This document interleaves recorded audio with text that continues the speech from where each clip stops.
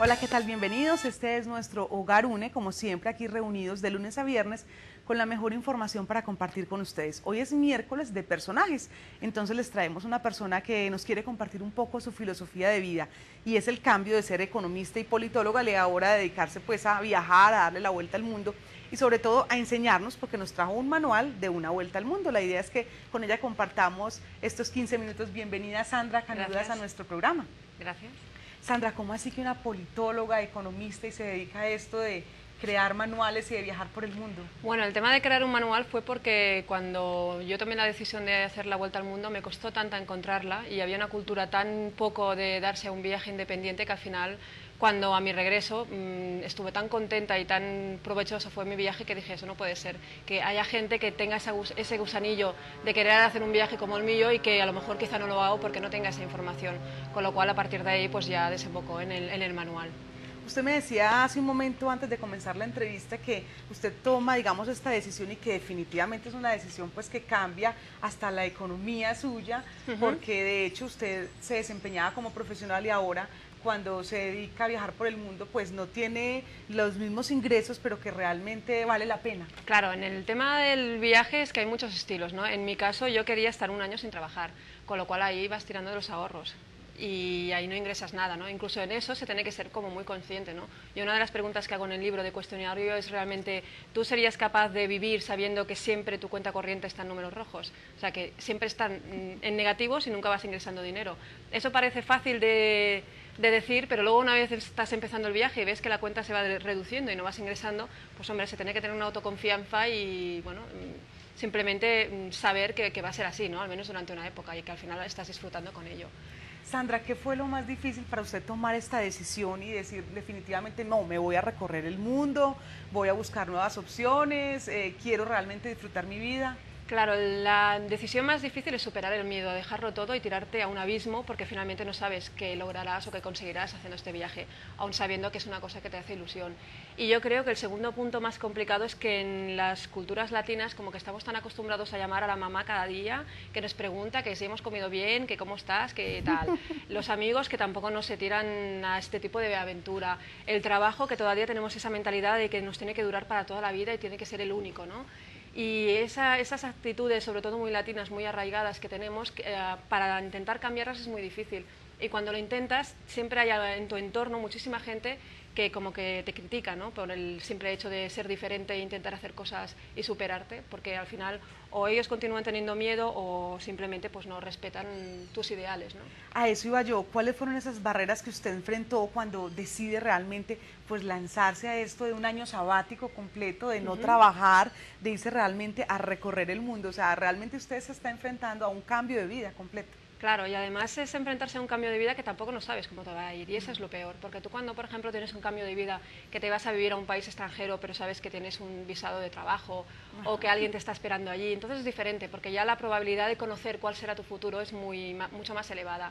El tema es cuando realmente preparas tu billete, te preparas tu viaje, tienes un billete de ida y te vas hacia Australia, que es lo que hice yo, sin saber exactamente qué países me gustaría visitar, cómo me iría o qué es lo que encontraría, ¿no? Y ese es el punto, que quizá también es el punto que me motiva más, ¿no? Que te sube más la adrenalina y dices, bueno, a ver qué soy capaz de ser, ¿no?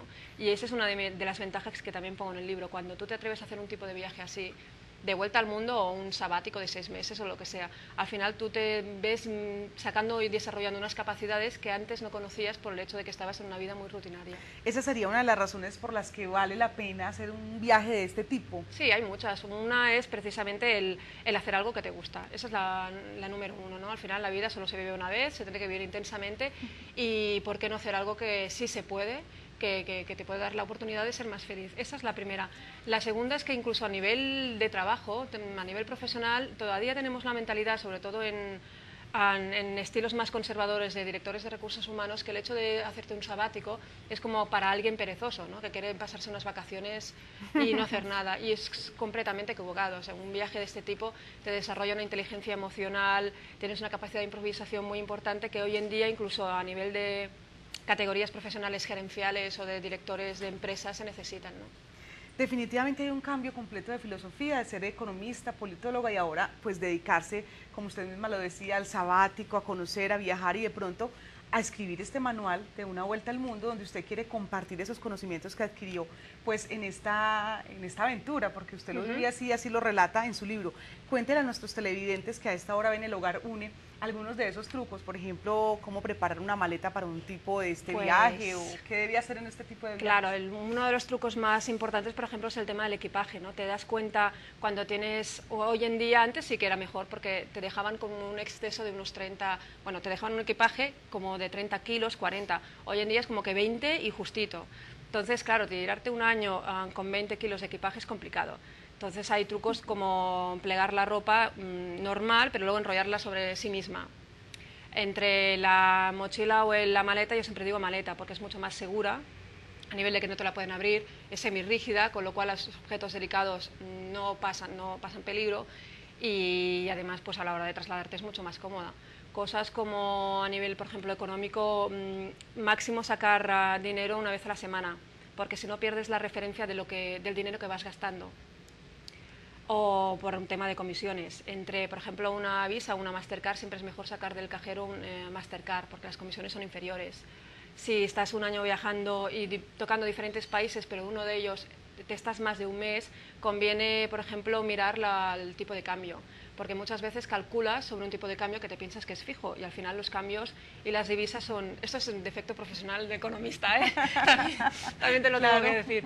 Las divisas van cambiando, con lo cual a veces hay unas fluctuaciones que te tienes sorpresas, que tú vas calculando sobre una cifra y luego resulta que es que ha subido o ha bajado, ¿no? Eso también, si estás más de un mes, conviene saberlo. Aquí viendo un capítulo, el capítulo 4 de su libro, usted habla de cómo gestionar el dinero, y realmente pues es, como lo decíamos, es un cambio completo de mentalidad, porque es que uno debe ser politólogo, economista, y realmente lanzarse al mundo y verla aquí, por ejemplo, con estas personas. ¿Esto fue dónde? Estos son con 2 aborígenes australianos, y este instrumento, que es como una especie de flauta larga, es el didgeridoo. Entonces, ¿usted qué hizo en Australia, digamos, para gestionar el dinero con...? Bueno, en Australia precisamente no es uno de los lugares más baratos que se pueda visitar a nivel de país, ¿no?, en el mundo. Entonces es un tema de, sobre todo, ir en Australia, por ejemplo, una de las cosas que recomiendo, si se quiere abaratar costes, es que ellos en los grandes supermercados, cuando los productos están como a punto de caducar, como que les quedan 2 días, te lo ponen, por ejemplo, al 50% de descuento. Con lo cual yo normalmente lo que hacía es ir al supermercado y coger ese tipo de producto que sabes que todavía está bueno y fresco, pero que va a caducar como en 2-3 días, porque al final me lo comía al cabo de 1 hora, y ahorraba como el 50%. O sea, se tiene que ir con esos pequeños trucos domésticos que aplicamos en el día a día, pues para llegar a final de mes, pero mucho más porque estás dando una vuelta al mundo, y en mi caso mi vuelta al mundo fue aproximadamente de unos $9.000. Con lo cual al final pues tienes que aplicarlo, si no, no te queda otro remedio que regresarte, ¿no?, por falta de dinero. Y ya como para finalizar, un truco para no gastar innecesariamente, usted menciona aquí que, digamos, los sitios turísticos realmente pues generan una economía alrededor mucho más costosa que la que normalmente uno podría encontrar en la ciudad o en sitios que no sean tan turísticos. Entonces la idea es que cuando uno vaya a comprar esos detallitos o simplemente incluso hasta comida, buscar lugares que no sean tan turísticos. Claro, Otros 3 consejos y finalizamos. Uy, no sé, ahora ¿Cuáles son los más importantes? No, es que hay muchos. Sandra. Yo uno de los más importantes que siempre digo es que normalmente contra más información tengas, más éxito en tu viaje conseguirás. Esa es una. Por ejemplo, el tema de ser humilde y en todas partes intentar dominar ni que sea un poco el tema cultural y su idioma también ayudará un poquito, ¿no?, porque al final la gente se abrirá mucho más a ti. Si vas con tu idioma y no te mezclas interculturalmente, quizá no conseguirás ni la mitad de lo que podrías conseguir, porque al final yo considero que la naturaleza humana es bastante buena y generosa, aun y que siempre hay algún elemento por ahí que pueda viciar, pero normalmente si te ven viajando sola y, entre comillas, un poco necesitada, enseguida tienes a gente que te ayuda. Bueno, Sandra, muchísimas gracias por haber compartido con nosotros pues este manual de una vuelta al mundo, y sobre todo esa filosofía tan diferente suya que hoy nos comparte, el haber dejado todo, y realmente no es una decisión fácil, pero que, como usted misma lo decía, le hace mucho más feliz, y así realmente la vida es de instantes y de momentos, y hay que vivirla plenamente. Claro, gracias a vosotros. Muchas gracias, Sandra, y a todos nuestros televidentes, invitarlos para que visiten www.une.com.co. Allí hacen clic en Hogares y encontrarán toda la información de nuestro programa, como siempre, de lunes a viernes, con información diferente para ustedes. Que descansen.